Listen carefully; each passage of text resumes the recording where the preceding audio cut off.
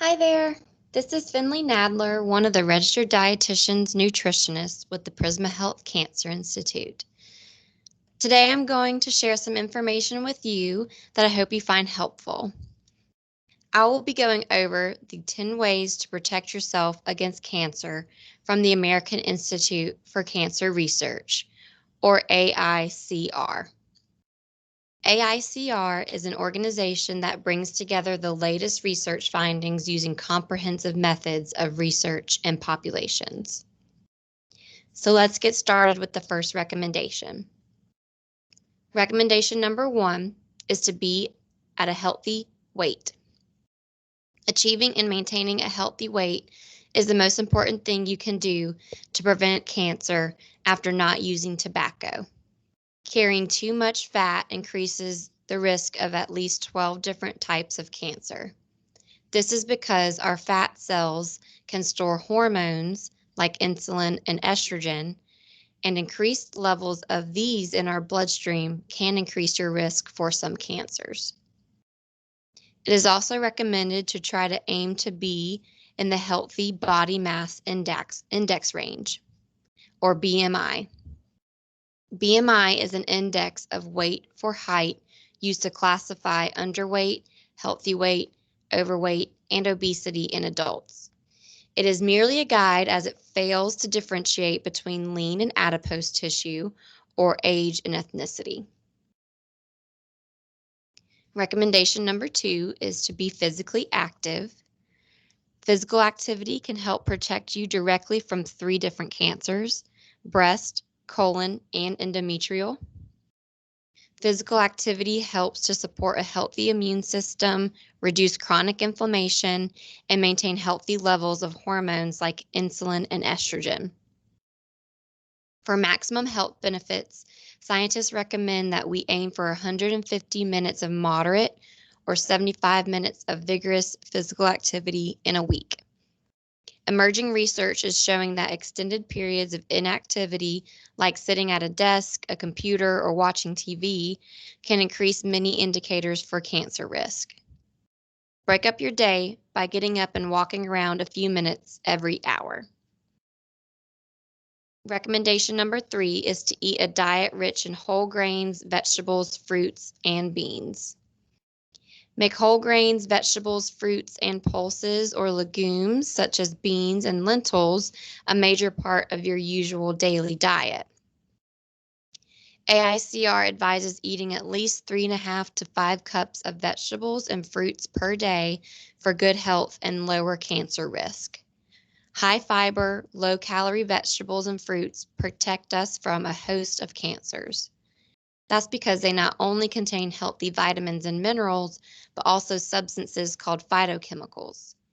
These natural compounds can actually protect cells from the damage that leads to cancer development.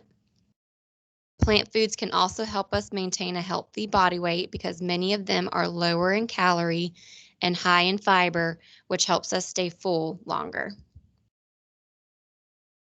Recommendation number 4 is to limit consumption of fast foods and other processed foods high in fat, starches, or sugars. Limiting these foods can help us control calorie intake and maintain a healthy body weight. So try to choose more healthy snacks. Limit the chips, cookies, and sugary cereals and swap these with vegetables, hummus, fresh fruit, or low-fat yogurt. Recommendation number 5 is to limit the consumption of red and processed meats. Eat no more than moderate amount of red meat, such as beef, pork, and lamb. Eat little, if any, processed meats.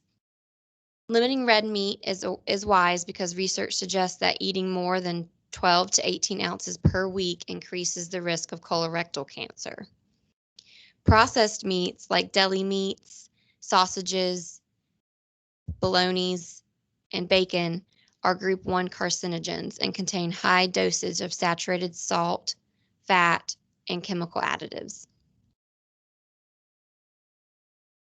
Recommendation number 6 is to limit the consumption of sugar-sweetened drinks.